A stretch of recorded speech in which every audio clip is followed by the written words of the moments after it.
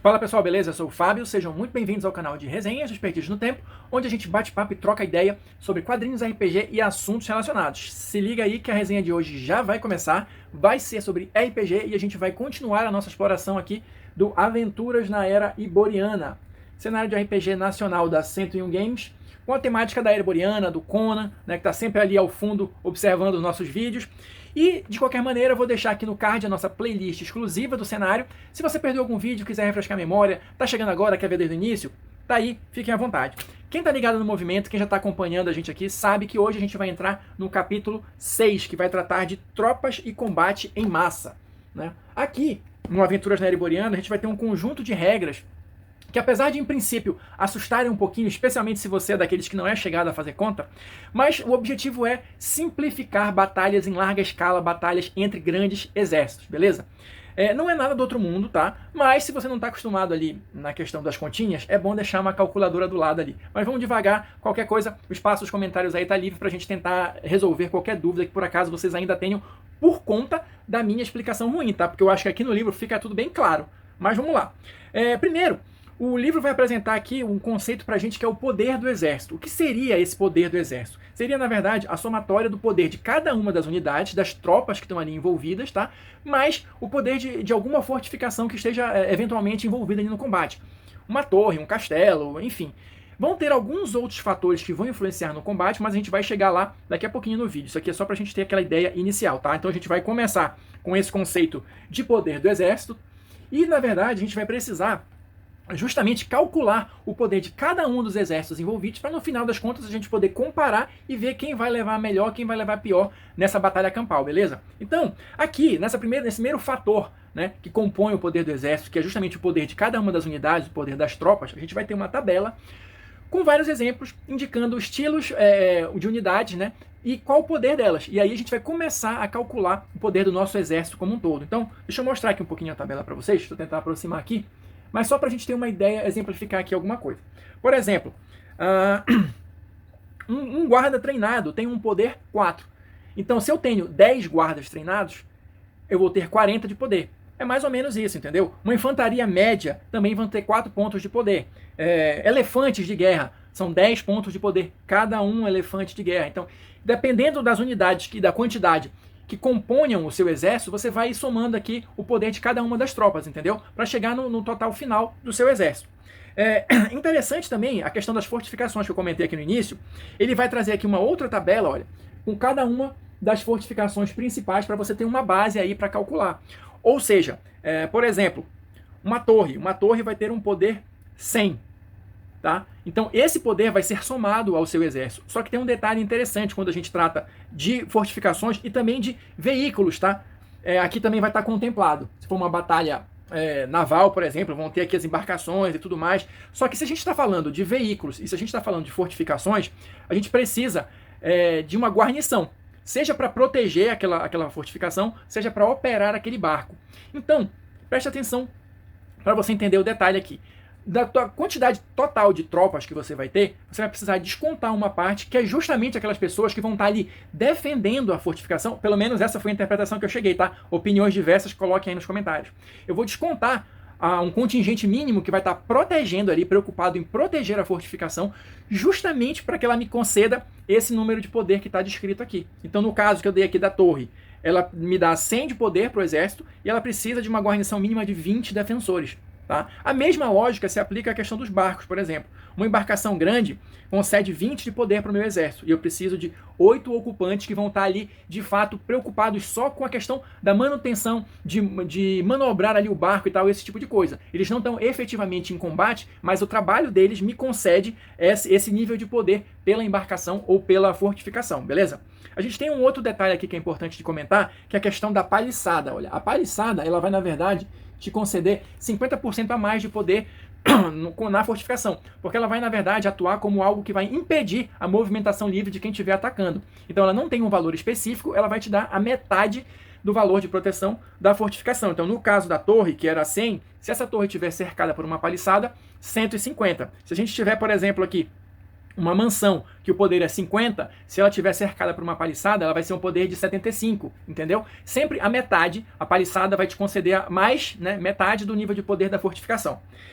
Outro detalhe importante, são outros fatores que vão influenciar no combate, é justamente a questão do terreno vantajoso e da moral elevada. O que seria isso?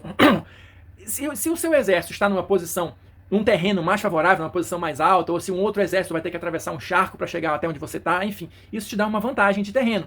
A mesma coisa se a moral das suas tropas está elevada. Isso também vai conceder um bônus. Os seus guerreiros, né, vão estar mais aguerridos ali, vão estar mais confiantes para entrar no combate e tudo mais.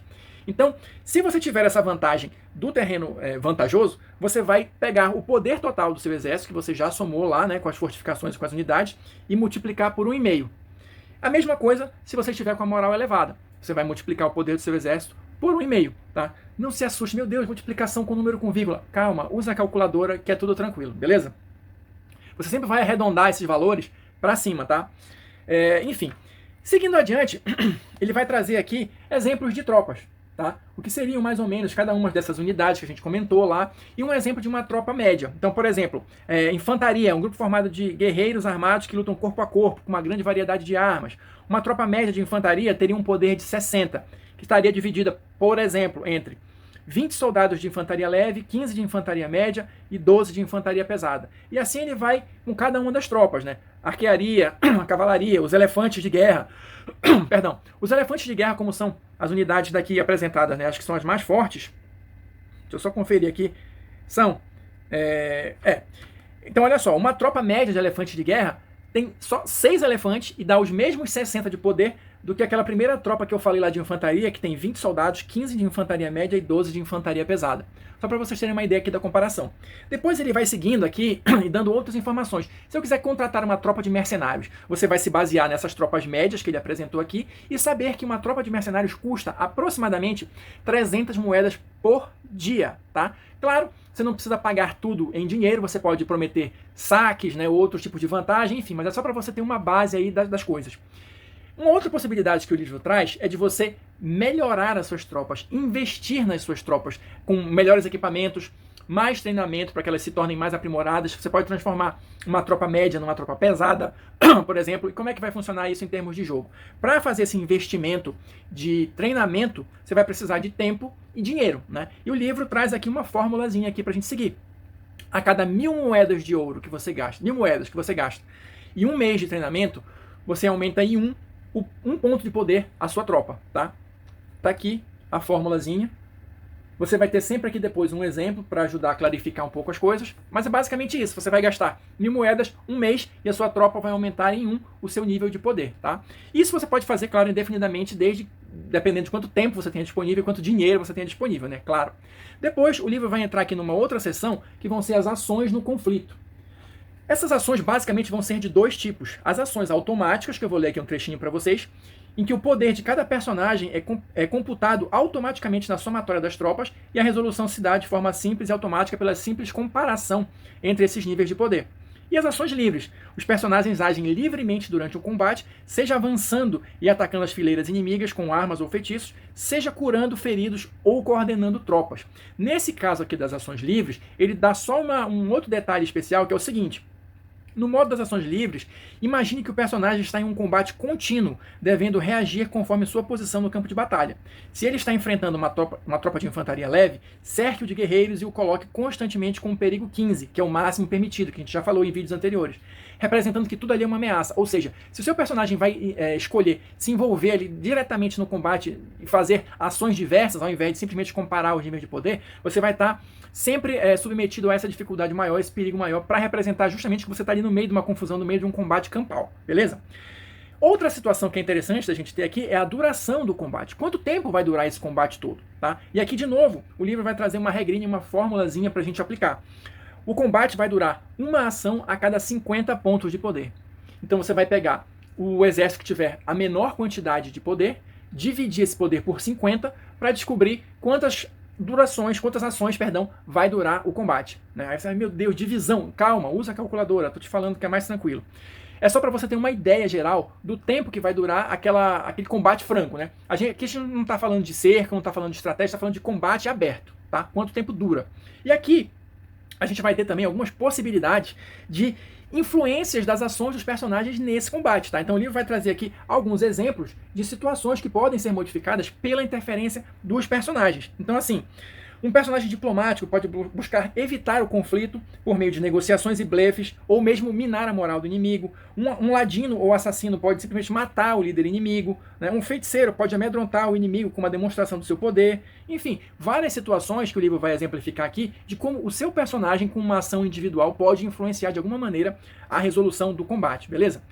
No final das contas, quando a poeira baixar e os campos estiverem cobertos de sangue, é hora de a gente aplicar a resolução do conflito, finalmente. Então, olha só. Essa parte da resolução do conflito, ela vai envolver o cálculo das perdas de cada um dos exércitos, tá? Na verdade, essa questão desse combate franco que eu falei ainda agora ali, isso não quer dizer que o outro exército, o exército perdedor, vai ser completamente obliterado. A ideia não é essa, tá? Na verdade, isso vai ser decidido nos dados, mas não necessariamente vai acontecer de que o outro exército foi completamente dizimado e todo mundo foi morto. Existe uma formulazinha, existe uma maneira de você justamente calcular as perdas, tá? E como é que isso vai ser feito? Essa resolução, ela vai se dar da seguinte maneira. Primeiro, para você saber quem ganhou, quem perdeu, você vai, depois de ter feito todas as continhas, né, ter somado ali tudo, o poder das tropas, fortificações, se tiver alguma, terreno vantajoso, moral, depois de você ter levado todos esses fatores em consideração e ter chegado ao poder total dos dois exércitos, melhor dizendo, né, porque você vai precisar fazer isso para os dois exércitos envolvidos, você vai simplesmente comparar e ver qual deles tem o maior poder. Quem tiver o maior poder vai ganhar. Simples assim. Agora, quanto perigoso, vamos colocar dessa maneira, ou quão devastadora foi a batalha, melhor dizendo, você vai saber aplicando justamente essa regrinha para o cálculo das perdas. E como é que vai se dar o cálculo das perdas? Cada um dos líderes dos exércitos envolvidos vai jogar ali um D10 e aí vai comparar com o resultado que tem aqui na tabela para ver se sobreviveu alguém, se foi muito devastador o combate ou não. Ou se de repente a vitória foi uma vitória mais estratégica, enfim. Você vai jogar o dado. Então, por exemplo, aqui, o exército vencedor. Eu vou jogar aqui o meu D10 e deu, por exemplo, 3 ou 4. Isso quer dizer que o conflito foi muito difícil, tá? E se eu fui o vencedor, isso significa que eu perdi 40% do poder do inimigo, tá? Olha só, aqui tem a tabelinha aqui pra gente comparar. O que é esse 40% do poder do inimigo? Olha só, presta atenção que aqui tem um detalhezinho, mas também não é nada do outro mundo. Eu vou pegar o poder do exército inimigo, que eu calculei, eu sou o vencedor, e tirar 40%. Quanto é 40% do poder dele? É X. Esse valor é que eu vou diminuir do poder do meu exército, para saber qual o estrago que o exército inimigo, apesar de derrotado, fez no meu próprio exército. Entendeu?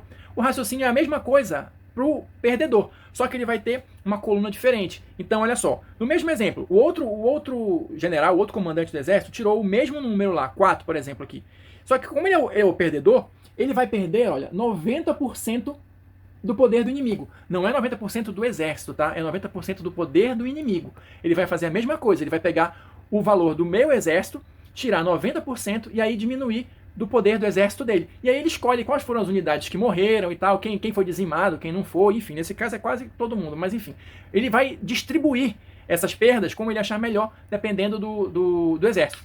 Nem todo mundo pode querer usar essas regras em toda a sua extensão, mas de qualquer maneira, eu acho interessante, né, a maneira como foi construída aqui, faz sentido, e sempre tem aquele grupo que curte nessa questão de batalha de exército e tudo mais. No final das contas, aqui pra gente encerrar o capítulo e o vídeo, ele vai ter um exemplo aqui longo, né, as últimas páginas do capítulo, justamente para exemplificar todas essas regras aqui que eu tentei, né, reproduzir, mas como eu também sou um daqueles que não sou muito afeito a continhas e matemática, talvez seja mais fácil você aprender aqui observando o exemplo de conflito, beleza? Mas eu acredito que dê para passar uma ideia geral. Qualquer reclamação, deixa aí nos comentários, por gentileza.